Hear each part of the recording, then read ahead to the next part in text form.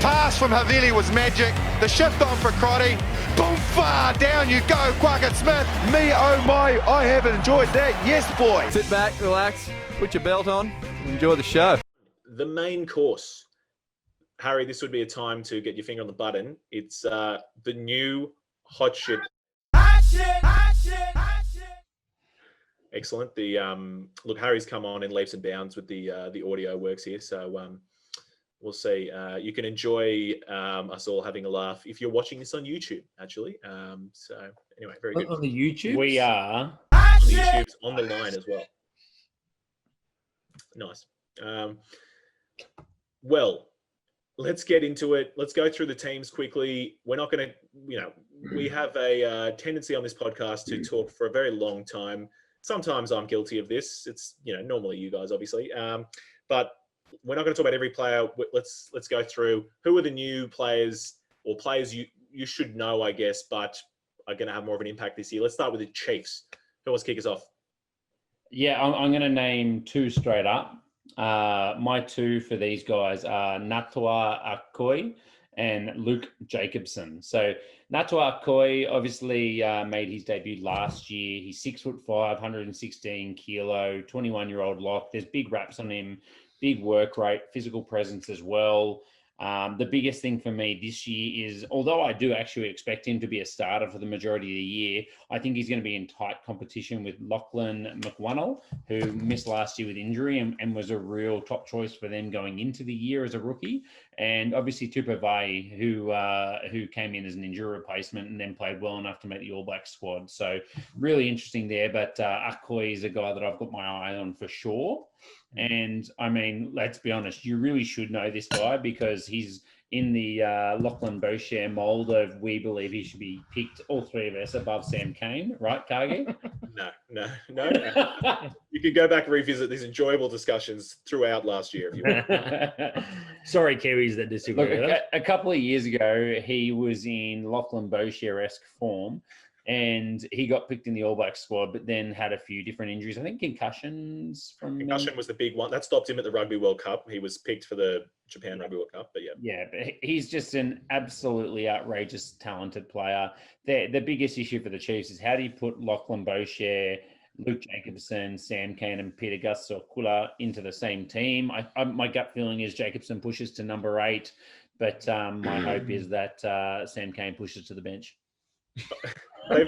All Blacks captain Sam Cane pushes to the bench. Okay, all right. All Blacks captain. Well, I think, look, Sam Cane's played a lot of 8 actually, so I think we could expect him. But look, before we get away from it, Nels, Luke Jacobson, you had big raps on him last year. You picked him up in the draft, I believe. How long did you hold on to him before your season long disintegrated? I'm pretty sure I'm still holding him.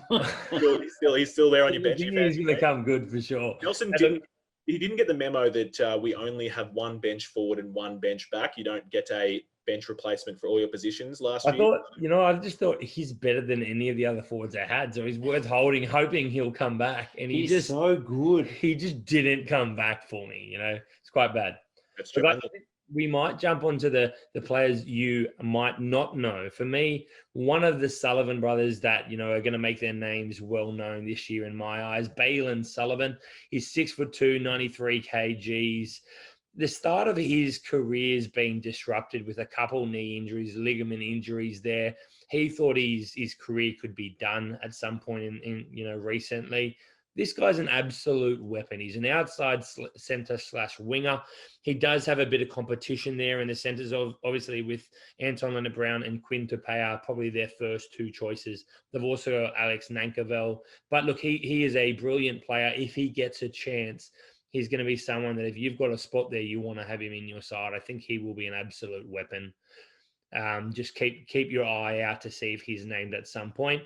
The other guy is Eteni Nanai-Seturo. So we'll find more as this, year develops with what's happening with the Sevens, if the Olympics is going ahead or not, and if so, how long he will be taken away from this Chiefs side. But look, Eteni Nanai-Seturo has got to be one of the most dynamic, exciting young players, I reckon, in New Zealand. He's only 21 years old. He's played a bit of Sevens. He is devastating with ball in hand. And if he is even close to being named, if he's not going to be away in sevens, he's a guy you're going to want in your side. I see him as a starting winger. They do have, some tight competition there. Obviously, D-Mac, their fullback. They've got Chase Tiatia, Mr. Reliable, Sean Wainui, Sean Stevenson there as well. But look, Ateni Nanasaturo, he is a scarily good runner of the ball. Get him in your side. Absolutely. And with Solomon Alabalo heading to the Highlanders, that kind of really opens up that spot for him. So if he's here and not at the sevens, you'd have to think would be in with a starting spot. And whilst he didn't play a lot last year, I mean, the 2 years before that, at age 18 and 19, he proved that he can more than tear up Super Rugby. So he was great. Yep. All right, coaching changes. Clayton McMillan for the Chiefs head coach. Harry, do we know much about Clayton McMillan? Yeah, I think this guy's been on the pathway for a long period of time. Look, former Bay of Plenty coach, New Zealand under-20s head coach as well since 2015 for both those sides. I guess the big thing for him were that Bay of Plenty, he built them to the point where they were promoted into the premiership in 2019, I think. So, and then they finished third in 2020. The New Zealand under-20 champs as well. He won 2 titles in 2015 and 2017. And the 2017 year was the outrageous one for me. The grand final, they beat England 64-17. Wow. They also beat Ireland in the pool 69-3, France 39-26, Italy 68-26, and Scotland 42-20. So if you take anything away from that, you've got a Chiefs side that loves attack, and you've got a coach that loves attack, and he could be absolutely anything while he's got this 1 year while Warren Gatland is potentially MIA. I'm not going to lie. The thing I took out of that is they beat England and Ireland more than they beat Italy. So Italy are coming through. That's what I heard. Yeah, sure. Look, and the other thing is he will be the head coach from what everything is saying, but Warren Gatland, if the Lions don't go ahead, will be a very handy assistant to Clayton McMillan as well. So there's a lot to like there at the Chiefs. Yep. And look, he's also coached New Zealand Barbarians, Maori All Blacks. Big raps on him, and I'm excited to see what he can add as a Super Rugby coach. And Gatland will definitely be there, at least just to make sure that Bryn Gatland is the starting 10 for the Chiefs, just to make sure his son is sorted out. But, he's on a 4-year contract, mate. That bloke's never leaving. True. Now, before we move to the Crusaders, I just thought you guys haven't mentioned Caleb Boshier. So there is a second Boshier, Lachlan Boshier's younger brother has also joined the Chiefs. I thought he would be top of the players to watch this year, but look, how excited are you guys about him? Well, mate, you said Sam Cane was going to play 8, which is the only reason I didn't mention him. Right. Sam Cane's not fitting in at 6 and 7 from what I've been saying. So very good. All right, well, let's move on to the Crusaders. Should we just put them down for Super Rugby Aotearoa 2021 champs again? Or is Yep. And runners up to Trans Tasman. It's a very good weekend. That's right. Trans Tasman runners up. Yep. They're all going to get the flu the day before the game. It's a bit, probably a bit too soon to say that. But all right, players you should know. I'll take you through the first two. Cullen Gray, or the two that we want to bring up, Cullen Grace and Ethan Blackadder. Now, the boys have been disagreeing with me. I think they're two fairly similar players. And by that, I mean fairly similar in stature, and both can kind of play lock or flanker, although they both pretty much just play flanker. Ethan Blackadder was injured, so missed last year. So it was that was supposed to be his breakout year, I think. And that opened the door for Cullen Grace to come in, who absolutely tore it up. He was immense for the Crusaders last year. So it'll be interesting to see how they both play out. I mean, Ethan Blackadder, he's still bloody Ethan Blackadder, and he's only 25 years old. Cullen Grace, only 21 though. You start Cullen Grace. Straight up, no questions asked. I mean, I agree. He started last year. Ethan Blackadder was definitely first choice, but Cullen Grace was just ridiculous. He was very, very good, was he? Yeah, it's gonna be hard. It's gonna be hard for Ethan to get his foot back in the door. So those are the players you should know the Crusaders. Yeah. He'll get some time off the bench and he'll get his chance to earn that spot. But, I mean, Cullen Grace, you just can't argue with what he did on the paddock. It wasn't he could potentially do this, he could potentially do that. He did it, So for me, that's enough to get the start. And look, Ethan Blackadder hasn't got the Bryn factor anymore. Daddy's not coach anymore. Toddy Blackadder's gone. So I reckon he's still got some pull around there, though. I'd say. That's fair. Yeah, excellent. All right, who wants to take it? Nels, the players in the Crusaders you might not have heard of, some new players. Okay, so my first one is Tamatai or Tamati. We've got two different pronunciations. If you've been watching footy recently, Williams. He's Perth born. He actually played for Kalamunda Rugby Club over in Australia, Western Australia. Played the same age group as Carlo Tizzano, who we're going to be mentioning a little bit later. This guy is a 140 kilogram prop that knows how to run the ball. He's fitting that mold recently that you see with Taniela Tupou and Junior Tour and all those guys coming through. Zane Nongor. Yeah, look, he looks like he's brilliant, but both sides of, scrum and ball in hand. So it'll be exciting to see him coming through. A bit sad to see him lost to Australian rugby, but he did finish his schooling in New Zealand. Has Maori heritage, played the New Zealand Maoris at the back end of last year. Exciting player coming through, Craigs. This guy would be right up your alley if he starts to get a bit of a chance. He's one of the most promising props in world rugby, I'd say. The other guy is Fletcher Newell. Look, he's got the Academy squad record of 220 kilos. Is that squat? Yeah. Yeah. That is absurd. The guy is absolutely massive, absolute weapon. He's an absolute beast. Huge raps on him coming through this competition. They do have some talented props through there, so it'll be interesting to see if these guys get a crack. But they got 4 tight heads, which is obviously their biggest issue, but they're trying to develop for long term, and both those guys are just freaks. I agree.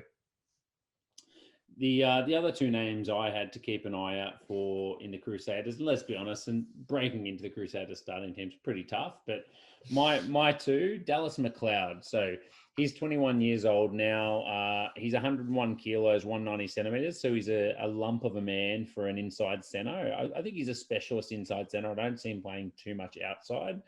In 2019, he was the vice captain for the under-20 side, and he got his first 2 games last year with a couple of injuries and a bit of rotation for the Crusaders. And there was just such big raps on him in the New Zealand media. I thought he was solid without being spectacular in his starts, but I think obviously there's a lot to like about him there. Braden Ennor not going to be part of Super Rugby Aotearoa, so it means that they're going to need someone to play at centre. I mean, one of my favourite players of 2020 is the obvious favourite, David Avili, but McLeod can get definitely more game time, and I think worth a punt if he is getting a start. Like the other competition is obviously Vetuli Paya, who is come across. He's gone. Sorry, I take it away. Paya is gone, which means that he will. There's less competition. Rankings. Yeah, sorry, less competition. Yeah. And the other one I had was Che Fiaki. So he's just turned 20 years old. Could be today actually. He's 193 centimeters, 100 kilos. He's a winger. Cargie, kind of your favorite player in the mold of a Ben Lamb or a Naira Voro or something like that. That's a little stretch. I'm not saying he's that good yet, but he's a big unit. He's more of a the guy who's in front of him, and he's very similar mold, Lester Fainganuku. You know what I mean? He's very following those footsteps. Yeah, the big difference is Jay Fiaki kicks 48-metre penalty goals in finals against Auckland, or in Mitre 10 Cup, sorry, not finals. They didn't make finals. Against Auckland. Yeah. And I mean, Jay Fiaki, a couple of years, we could be saying, I think that's the best. I was saying that sounded like that worked, that one, actually. Isn't that what we're doing today? Is that why he's on the podcast? Yeah, that's it. Just wanted Very to good. that. And I think, look, I don't know how much, if we'll see him get any game time, to be honest, but even though we should say that, so the Crusaders have lost George Bridge, they've lost Jonah Mackallai, they've lost a few of their outside backs. So obviously they've still got the likes of, Sevu Reece, I forget who else, but it's Lester Fainganuku. Like, they're very well stocked, but he could be an injury away from becoming the next Sevu Reece. You never know. Exactly right, but I would just say George Bridge, I think, will be back relatively early in the season. Okay, very good. All right. Well, with that, let's jump on to the Highlanders. So you alluded to a player from the Crusaders already. So I'll just jump straight in. Fatuli Paya. So he came in with some injuries to, I think Braden Ennell had a few weeks off. I forget who else got injured for the Crusaders last year. He came in and was playing 13 for the Crusaders for, I don't know, a good couple of rounds. I like the look of him. Big dude, very strong ball runner, perhaps a little questionable in defence. But you don't win fantasy matchups with defence. It's all about attack and footy. So he's gone down. Obviously, he can smell some opportunity at the Highlanders. They haven't quite locked down that centre position. There's certainly some competition there with the likes of Seo Tompkinson and Thomas Umaga Jensen. Perhaps even Michael Collins, we were saying, might be playing in the centres. He's played a lot of 13 at Mitre 10 Cup level, and we think he probably won't be playing fullback for the Highlanders. Nels, what do you got? Yeah, look, if you listen to the hints that Tony Brown was dropping, it sounds like we might get to see early on in the season Thomas Umaga Jensen playing at number 12 at inside centre, and then we'll get to see Paya. I know we said Paya last year. Paya playing at outside centre. But look, for me, Seo Tompkinson is an absolute weapon. So there's some tough competition there. Absolutely. I mean, I don't mind Seo on the wing either. Or to be honest, you just want Seo somewhere where he can hit someone because he absolutely levels. Outside centre. True. So yeah, Paya. Anyway, so he's definitely, I think, going to see more game time this year, and one to watch. Folau Fakatava. Look, it's difficult being behind Aaron Smith, the world's best scrum half, but he's only 21 years old and he's been learning from Aaron Smith, and he was the Mitre 10 player of the year in 2020. So he's been developing and coming on very strong. And I don't know if I don't see them resting Aaron Smith a whole lot, but I think it's safe to say we'll see more game time from Folau Fakatava this year. And he's certainly an exciting player. So he's, like Aaron Smith, likes to snipe for some runs, score a try and whatnot. So definitely one to watch this year. Agree. Yeah. Moving on to the players that you might not know in the Highlanders, there's a few. I think the first one that may be well known to some is Manaki Selby-Rickett, who is obviously the big unit, 24-year-old lock. He got himself into trouble before last season, which is, I think, where his name kind of came into the spotlight for all the wrong reasons. But when he came in with a bit of a shortage of locks at the club, he was actually really, really impressive. Big work rate, physical, worked very well at the lineup, technically very, very adequate as well. And look, I just think that he's got the right amount of competition around him right now that this could be his year. I'm expecting big things for him. I think most likely he'll end up probably starting the year behind Josh Dixon and Parry Parkinson. But the only other two locks are himself and Brent Evans. And Brent Evans is an older statesman coming back, I think, to add a bit of experience. So I wouldn't be surprised if Manaki Selby-Rickett ended up starting in the back half of the season. And by all accounts, he's absolutely tearing up the preseason as well. Yeah, and that's also, we saw Jack Wedden leave the Highlanders and head to the Tars. So that's right. That's a big available competition leaving. So yeah. The other one I had was Sam Gilbert as well. So so there you go. This is the man that's birthday was today. I got it mixed up with the Crusaders players. 22. Happy birthday to Sam Gilbert. Never heard of him, even though he played a game last year. You not heard of him? Yeah, I mean, I have obviously, but so look, 98 kilos, 189 meters tall, but apparently I think he's a big unit. So I think those stats may be wrong. He was New Zealand under 20s in 2019. He made his debut round 1, the Super Rugby Aotearoa, and then I think pretty early in the season he did his ACL and against the Blues, and so he may not be back until April, so he might miss the start of the season.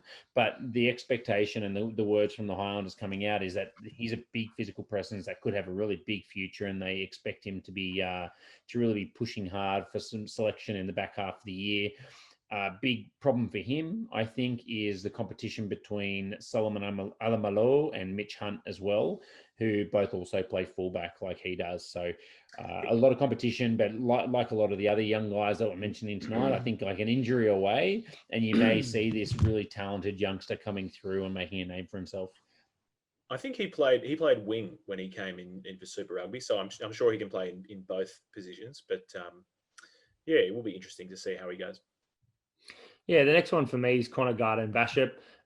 You might know his brother coming across the Rebels in the past, but look, Connor Garden-Bachop is someone, Mitch Evans was asking us about where we see him fitting in. He's a 21-year-old. He was a player that we, I think, mentioned early on last year, but he was hampered by a few injuries and didn't get to see him last year. Is that correct? Yeah, I think we're praying that he wasn't related to Jackson Garden-Bachop, but he is. He is. And his dad, I think his dad was the first Highlander player number 1 or something along. But Nels, he just further proves that the younger brother is the superior brother. Yeah, obviously. But look, he missed his debut season in 2020. He had a back operation, but sounds like he should be fit this year. He played Mitre 10 Cup previously for Canterbury, jumping across to Wellington. I think it was in 2019, but didn't get a lot of game time last year. You can mistake that, you can forgive him a little bit. He had Wes Houston, Julian Savia, and Billy Proctor all ahead of him there. So look, he's got some competition here as well. Jonah Nareki's going to be on one wing. He's got to compete with Alamalo, Nehe Milner-Scooter, Nani Punavai, and Michael Collins. So look, he's got a long list ahead of him, but he is a talented youngster, and if he gets a crack, I'm sure he'll stamp his name on that side. The other guy for me is... I was just going to say, with him, there's really big raps on him, particularly sure. Coming out of New Zealand. He has particularly big raps on him. He's lightning quick, and he's just a dynamic style winger. Yeah. He's not one of those big bodies necessarily looking to run over people. He's just quick and agile. The other name for me was Thomas Umaga Jensen. His brother, you might know a little bit more, Peter. I think he's the guy we've talked up more recently and had probably a better season last year. But he is only 23. Mitch Evans was also asking about him. He had a shoulder surgery and missed most of last year, but he's going to be in a three-way battle with Paya, who we already mentioned, and Sarah Tompkinson. Excellent. I'm excited. I've said that the day I can have both the Umaga Jensen brothers in my fantasy team, I'm waiting for that day. Just, in two separate in Hurricanes and Highlanders, that'll be it. Very good. Let's move on to the Blues. Now, a player that I think is perhaps the Will Jordan of the class of 2021. So there you go. I'm going all out with the biggest raps. He's going to be in the bench a lot and should be playing. Zahn Sullivan. Look, we could see him on the bench. However, Leon McDonald, the coach of the Blues, has hinted that he could just take the 15 jersey this year. And I think 15 jersey, we've kind of been waiting for that to be filled. Look, I know we had Bowden last year who, let's not open up the is Bowden a 10 or 15 discussion again. But no, Zahn Sullivan, he is an absolute phenom.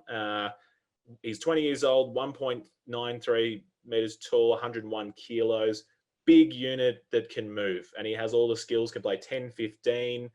I think he's the most exciting player in Super Rugby 2021. Harry's just pointed out, don't forget Stephen Pero franchise. Betofeta. Yeah, look, he is excellent. If it was up to me, Bodie's gone. So let's have Pero franchise at 10 and Zahn Sullivan 15. Yeah, lock it down. Yeah, 100%. I'm okay with that. Very good. Anyway, I won't talk any more about him, but he's a player who I'm probably most excited about in New Zealand next year. Yeah, look, Jacob Radamadavuki Nipkins is the other guy that we're quite excited to see. Absolute weapon coming through Mitre 10. He's only 19 years old. He's a winger, and he was the third on the top try scorers list in the last year with 8 tries. But let's just say Ash Dixon had 9 tries. Salesi Rayasi 14. I think we mentioned him in a minute. But look, he's going to be up against it with Caleb Clark, Mark Talea. They've got Narawa, Mathalai, sorry. Mathalai there, so I get confused. The other Crusaders winger who got injured. Mataeli. Mataeli. Yeah. Yeah, he's still at the Crusaders. He's injured though. Again. Yeah. So, and there's just a lot of people there for him to compete with. Also, And AJ Lamb. You almost missed AJ Lamb, the younger brother of Ben Lamb. Again, one of the podcast's favorite players, Ben Lamb. Lamb! So, unfortunately, we don't get can't to say say that anymore with AJ Lamb, but excited.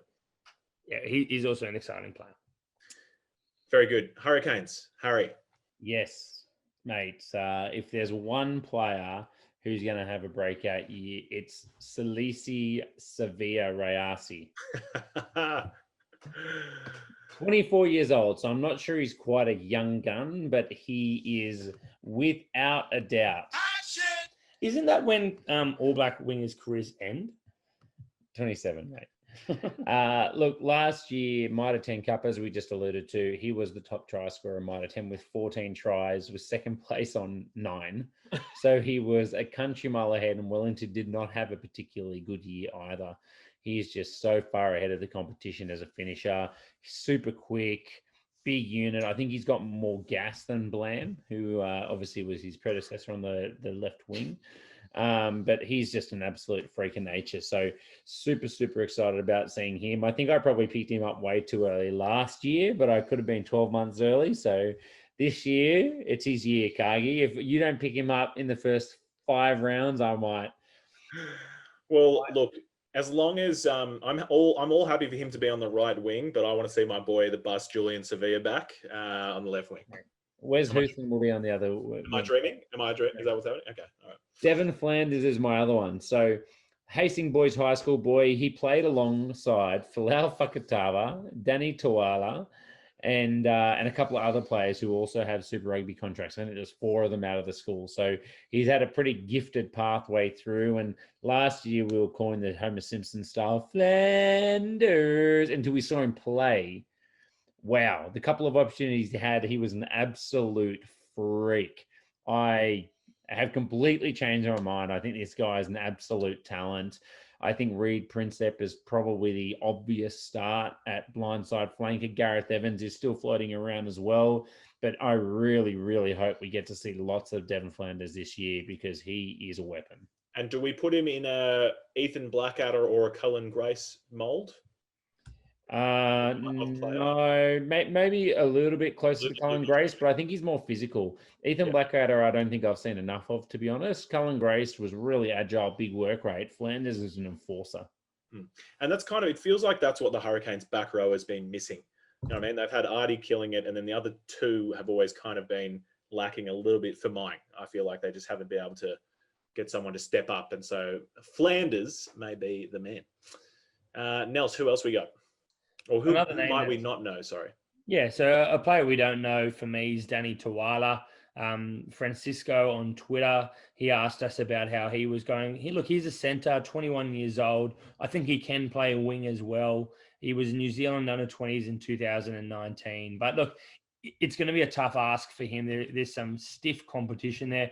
He's played 22 times for Hawke's Bay since 2018 and scored 47 points, 3 caps for the Hurricanes, made his debut against the Lions as injury cover in 2019, but he didn't get a run on at all in 2020.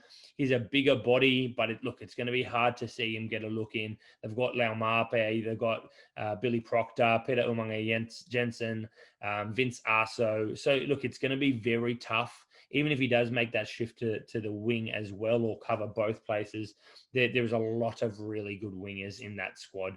In the age groups as well, he was behind Dallas McLeod and Tanielu Talea, I think, as well, from memory when I was having a look through my research. So although he's obviously a bit of a talent, there is a lot of stacked competition in New Zealand. So yeah, it would be surprising if you saw much of him. Do you disagree, Nels, or you agree?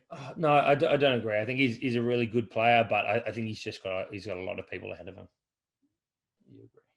I agree. Craigs, is there anyone else or anyone else in this team that you want to give a shout out to?